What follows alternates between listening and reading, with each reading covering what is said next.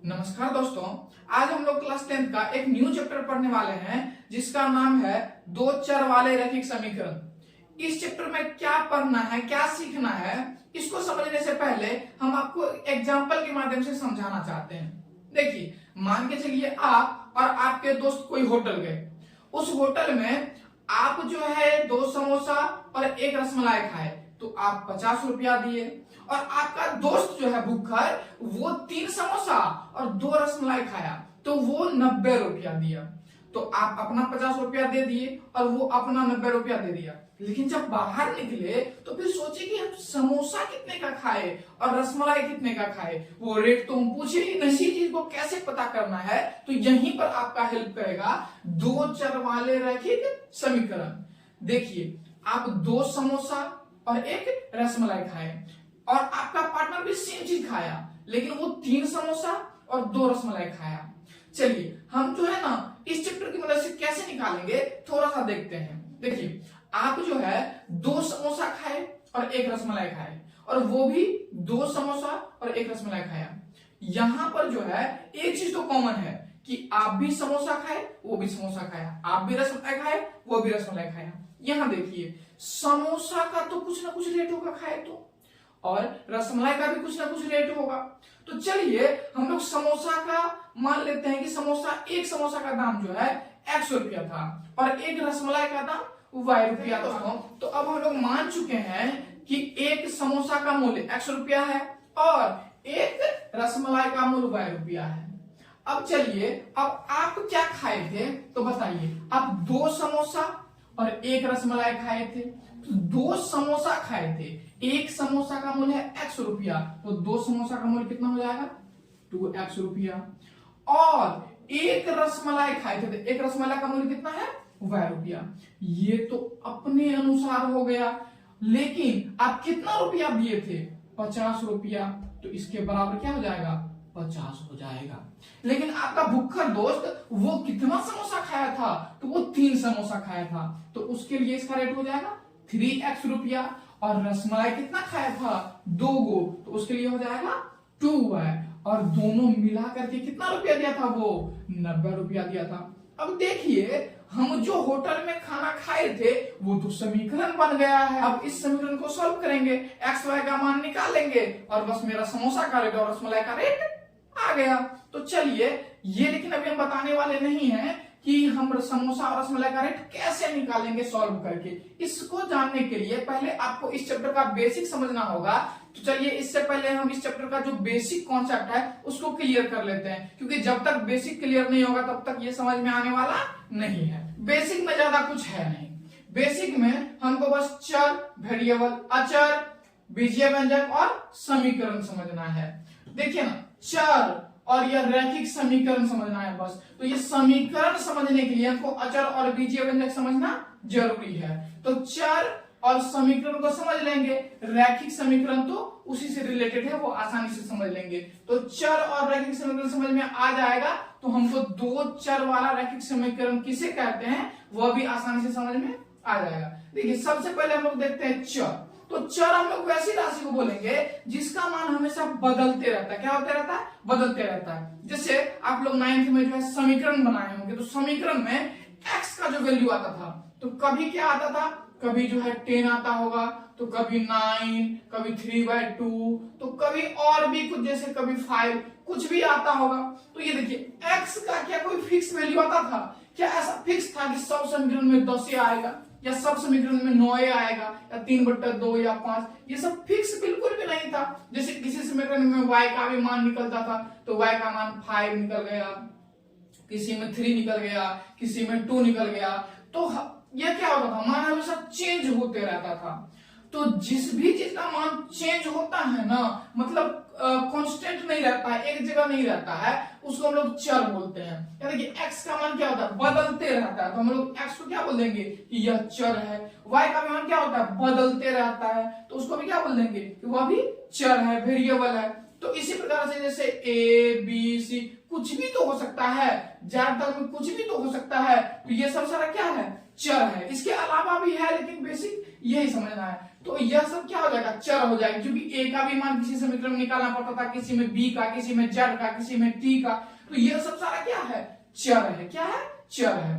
अब चर समझ में आ गया। अब चलते हैं अचर पे। देखिए कांस्टेंट किसको बोलते हैं, अचर कुछ नहीं, बस इतना समझना, नंबर को हम लोग कांस्टेंट बोलते हैं। क्यों, इसका मान नहीं बदलता है। जैसे मान के चलिए लेते हैं 10, 10, तो यह 10 का मान कभी भी बदलेगा क्या, कभी भी नहीं बदलेगा।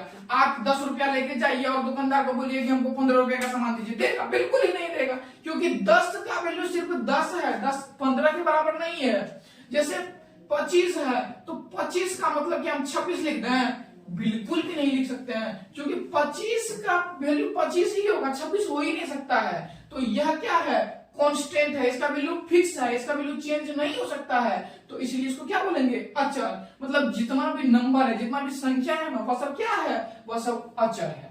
अब आते हैं बीजीय व्यंजक पर। बीजीय व्यंजक किसको बोलेंगे, देखिए बीजीय व्यंजक और कुछ नहीं, बस चर और अचर को मिला करके क्या बनता है, बीजीय व्यंजक बनता है। जैसे हम लेते हैं 2x, एग्जांपल में 2x लिए, तो देखिए यह 2 क्या है, तो यह 2 वेरिएबल है, मतलब चर है, और यह x क्या है, तो x अचर है, मतलब कांस्टेंट है।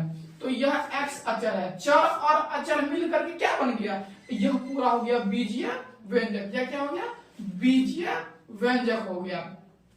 जैसे हम कोई और एग्जांपल भी ले सकते हैं, जैसे 10x प्लस y, यह पूरा भी बीजीय व्यंजक हुआ, यह पूरा भी क्या हुआ, बीजीय व्यंजक हुआ। तो चलिए बीजीय व्यंजक भी समझ में आ गया। अब देखते हैं समीकरण किसको कहते हैं। देखिए जब बीजीय व्यंजक मतलब अलजेब्रिक एक्सप्रेशन में हम इक्वल लगा देते हैं ना, इसके इक्वल में कुछ भी लिख देंगे, जैसे इस इक्वल में लिख दिए 10, तो जब ही इक्वल लग गया किसी भी अलजेब्रिक एक्सप्रेशन में, अगर इक्वल लग गया तो हम बोल देंगे कि यह अब क्या हो गया, अब यह अलजेब्रिक एक्सप्रेशन नहीं रहा, अब यह इक्वेशन हो गया, मतलब समीकरण हो गया। इक्वेशन को शॉर्ट फॉर्म में ऐसे लिखते हैं, तो यह क्या हो गया, समीकरण हो गया। मतलब आपको जहां भी बराबर दिख जाए, चाहे कहीं पर भी बराबर दिख जाए, तो वह समझ लेंगे वह क्या है, समीकरण है। वह क्या है, समीकरण है। जैसे 2x बराबर 10, इसमें देखिए इसमें भी इक्वल है, तो यह क्या हो गया, यह जो है एक समीकरण हो गया। चलिए तो हमको चर अचर बीजीय व्यंजक और समीकरण सब कुछ समझ में आसानी से आ गया। अब हम लोग चलते हैं कि यह दो चर वाले रैखिक समीकरण युग्म किसको कहेंगे। तो देखिए यहां दो का मतलब तो दो, चर का भी मतलब समझ में आ चुका है। अब यह रैखिक क्या होता है, रैखिक मतलब हुआ कि चर का घात, मतलब कि चर का जो पावर है किसी समीकरण में, वो हमेशा एक होना चाहिए। रैखिक का सिंपल सा मतलब है कि किसी भी चर का पावर एक। जैसे यहाँ एक लिए है एग्जांपल 2x बराबर 10, अगर हम इसमें पूछेंगे चर का पावर कितना है, तो चर सबसे पहले इसमें क्या है, चर x है, और x का पावर क्या है, नहीं दिख रहा है, वो छुपा हुआ है, नहीं दिख रहा है, तो यहाँ 1 है। क्या है, 1 है। तो अगर किसी भी चर का पावर कुछ आपको नहीं दिख रहा है, तो वह क्या है, 1 है, वो छुपा हुआ रहता है। जैसे हम बोलते हैं 9y बराबर 8, तो यहाँ y का पावर नहीं दिख रहा है, तो कितना है, 1 है। यहाँ कितना कंफ्यूजन होता है कि 0 नहीं, वहां हमेशा 1 छुपा हुआ रहता है। तो अगर किसी भी चर में पावर नहीं दिख रहा है, तो उसका पावर क्या है, 1 है। लेकिन अगर मान के चलिए 2x स्क्वायर है, इसमें हम बोलेंगे कि इसमें चर का पावर कितना है, तो इसमें चर का पावर 2 है। चर का पावर क्या है, 2। तो क्या यह रैखिक हुआ, यह बिल्कुल भी रैखिक नहीं हुआ। लेकिन अगर इसमें पावर 1 है, तो यह क्या हुआ, रैखिक हुआ। इसमें भी पावर 1 है, तो यह क्या हुआ, रैखिक। तो रैखिक का सिंपल सा मतलब हो गया कि चर का पावर कितना होना चाहिए, 1 होना चाहिए। चर का पावर कितना होना चाहिए, 1 होना चाहिए। तो चलिए अब हमको रैखिक भी समझ में आ गया। तो रैखिक समीकरण क्या हुआ, रैखिक समीकरण वही हुआ कि जिस समीकरण में चर का पावर कितना होगा, 1 होगा, उसको हम लोग क्या बोलेंगे, रैखिक समीकरण बोलेंगे। जैसे यह देखिए रैखिक समीकरण हो गया, यह रैखिक समीकरण हो गया। लेकिन हमको सिर्फ रैखिक समीकरण नहीं पढ़ना है, दो चर वाले रैखिक समीकरण पढ़ना है। मतलब उसमें क्या होना चाहिए, कम से कम 2 चर होना चाहिए, और वह क्या होना चाहिए, साथ साथ रैखिक समीकरण होना चाहिए। रैखिक कहने का मतलब हुआ कि चर का पावर क्या होना चाहिए, 1 होना चाहिए। तो चलिए हम लोग इसको कुछ एग्जांपल से क्लियर करते हैं कि आखिर कौन 2 चर वाले रैखिक समीकरण हो सकता है और कौन नहीं हो सकता है। यहाँ पर हम 5 एग्जांपल ले चुके हैं और इस पांचों को बारी बारी से चेक करते हैं कि कौन सा 2 चर वाला रैखिक समीकरण है और कौन सा 2 चर वाला रैखिक समीकरण नहीं है। देखिए चेक करने से पहले हमको यह क्या चेक करना पड़ेगा इसमें कि सबसे पहले कि इसमें 2 चर है कि नहीं है, क्योंकि जब 2 चर ही नहीं होगा तो 2 चर वाला रैखिक समीकरण कहां से होगा। और उसके बाद वह रैखिक समीकरण होना चाहिए। रैखिक कहने का मतलब कि पावर उसमें जो चर होता है ना उसका पावर 1 से ज्यादा नहीं होना चाहिए, 1 से अधिक नहीं होना चाहिए। तो चलिए पहला चेक करते हैं। देखिए पहला क्या है, पहला है 2x + 3y = 11। यहां देखिए चर कौन सा है, एक x और एक y। तो यहां पर चर तो 2 हो गया, पहला क्राइटेरिया फुलफिल हो गया। दूसरा क्या है, दूसरे पर रैखिक होना चाहिए। तो रैखिक मतलब क्या कि पावर 1 होना चाहिए। इसमें देखिए तो पावर कितना है, नहीं कुछ तो 1 नहीं कुछ तो 1, तो दोनों का पावर कितना है 1 1 है। तो यह क्या हो गया, यह रैखिक समीकरण हो गया। अब इसको देखते हैं। तो इसमें सबसे पहले क्या खोजेंगे कि 2 चर है कि नहीं है। तो इसमें देखिए x के अलावा कुछ दिख रहा है, कुछ भी नहीं दिख रहा है। जब x के अलावा कुछ दिख ही नहीं रहा है तो यह क्या हो जाएगा, यह तो रैखिक समीकरण 2 चर वाला रैखिक समीकरण नहीं होगा। अगर 1 चर वाला बोलेंगे तो होगा, क्योंकि 1 चर इसमें है लेकिन 2 चर नहीं है, तो यह 2 चर वाला रैखिक समीकरण नहीं होगा। अब इसको जांचते हैं, इस समीकरण में खोजिए। तो इस समीकरण में 8x, तो यह एक चर हो गया और एक y यह चर हो गया। यह पूरा समीकरण है ना, तो इस पूरा में देखिए एक चर यहाँ है एक चर यहाँ, 2 चर हो गया। इसके बाद यह चेक कीजिए कि यह जो है रैखिक है, तो रैखिक है। देखिए इसका पावर नहीं कुछ तो 1, इसका पावर नहीं कुछ तो 1, मतलब यह रैखिक है। तो यह भी क्या हो जाएगा, यह भी रैखिक समीकरण हो जाएगा। अब इसको चेक कीजिए। तो इसमें भी देखिए यहां पर यह 2 चर है x और y। यहां चर में x y के अलावा भी कुछ हो सकता है, a b भी हो सकता है। तो यह देखिए यह जो है x का भी पावर 1 है, y का भी पावर 1 है। तो यह क्या हो गया, रैखिक समीकरण 2 चर वाला रैखिक समीकरण हो गया। अब अगर हम बात करेंगे इसका, तो इसमें ध्यान दीजिए यहां पर यह 2 चर है और यह क्या है, यहां पर 2 चर भी है और रैखिक भी है। तो बोलेंगे क्या यह रैखिक समीकरण है, तो यह बिल्कुल भी नहीं है। अब कहिएगा क्यों, तो यहां देखिए एक चीज इसमें और होता है कि यह जो चर है ना, यह दोनों एक ही साथ नहीं होना चाहिए, मतलब इनटू के फॉर्म में नहीं होना चाहिए। यह पावर तो 1 है लेकिन यहां पर यह इनटू के फॉर्म में है, इसीलिए हम इसको 2 चर वाला रैखिक समीकरण नहीं कह सकते हैं। जैसे देखिए अगर यही समीकरण है और इस समीकरण को अगर हम लिखते हैं 2x² अब +3y = 1, अब बोलेंगे कि क्या यह रैखिक समीकरण है, तो यह बिल्कुल भी नहीं है, क्योंकि इसमें पावर कितना हो गया 2 हो गया। जब पावर 2 हो गया तो यह रैखिक रहा, यह रैखिक बिल्कुल भी नहीं रहा। तो इसीलिए यह क्या हो गया, यह 2 चर वाला रैखिक समीकरण नहीं हुआ। चलिए अब हम लोग आगे देखते हैं। देखिए आगे देखना है 2 चर वाले रैखिक समीकरण का मूल रूप या व्यापक रूप। तो यह जो है मूल रूप या व्यापक रूप क्या होता है, तो यह कुछ नहीं है, बस इसी का जो है ना एक फॉर्म है, स्टैंडर्ड फॉर्म, जो कि उसी रूप में रहना चाहिए 2 चर वाला रैखिक समीकरण। उसी को हम लोग बोलते हैं कि 2 चर वाला रैखिक समीकरण का मूल रूप। देखिए मूल रूप क्या होता है, मूल रूप होता है ax + by + c = 0।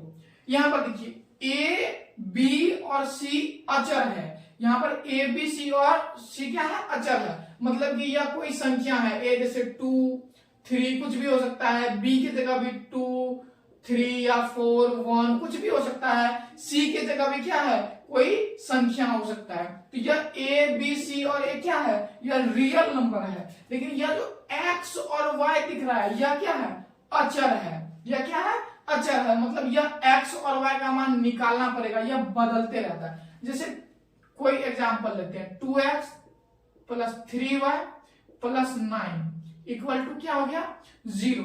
तो यह देखिए यहाँ पर 2 क्या है, तो 2 अचर है, यह 3 क्या है, यह भी अचर है, और यह 9 क्या है, यह भी अचर है। मतलब ये कोई नंबर है, रियल नंबर है। अब देखिए यहां पर x और y क्या हो गया, तो यह चर है, यह क्या है, चर है। तो यही इसका क्या हो गया, स्टैंडर्ड फॉर्म हो गया। लेकिन हम लोग जो है यह दो चर वाले रैखिक समीकरण नहीं पढ़ रहे हैं, या दो चर वाले रैखिक समीकरण युग्म पढ़ रहे हैं। और युग्म का मतलब क्या होता है? युग्म का मतलब होता है जोड़ा। मतलब कि इसमें जब भी समीकरण आएगा तो क्या आएगा? जब भी समीकरण आएगा तो इसमें जब भी समीकरण आएगा तो वो हमेशा जोड़ा में आएगा। कैसे आएगा? जोड़ा में आएगा। जैसे 2x प्लस 3y बराबर 9, 4x प्लस 2y बराबर 10। यह हो गया इक्वेशन फर्स्ट और यह हो गया इक्वेशन सेकेंड। यह दोनों क्या है? जोड़ा में है ना। तो यह हो गया दो चर वाले रैखिक समीकरण का युग्म। क्या हो गया? युग्म। अब इसका स्टैंडर्ड फॉर्म कैसे लिखेंगे? तो यहां देखिए, यहां x है, यहां भी x है, यहां y है, यहां भी y है। बदल कौन रहा है? तो यह जो है यहाँ 2 है, यहाँ 4 है, यहाँ 3 है, यहाँ 2 है, यहाँ 9 है, यहाँ 10 है। देखिए, तो हम स्टैंडर्ड फॉर्म जानते हैं क्या होता है? ax plus by plus c equal to 0। तो पहला के लिए भी स्टैंडर्ड फॉर्म यही होगा और दूसरा के लिए भी स्टैंडर्ड फॉर्म यही होगा, ax plus by plus c equal to 0। लेकिन यहां देखिए, यह x तो वैसे ही रहेगा, y तो वैसे ही रहेगा, बदलेगा क्या? a b और c। तो इसको हम लोग लगा देते हैं इसमें 1, यहां 1, यहां 1 और यह हो गया 2 2 2। तो यह हो गया इसका स्टैंडर्ड फॉर्म। तो दो चर वाले रैखिक समीकरण युग्म का स्टैंडर्ड फॉर्म यह पूरा हो गया। यह पूरा क्या हो गया? दो चर वाले रैखिक समीकरण युग्म का स्टैंडर्ड फॉर्म हो गया। तो आज की क्लास में बस इतना ही, मिलते हैं नेक्स्ट क्लास में।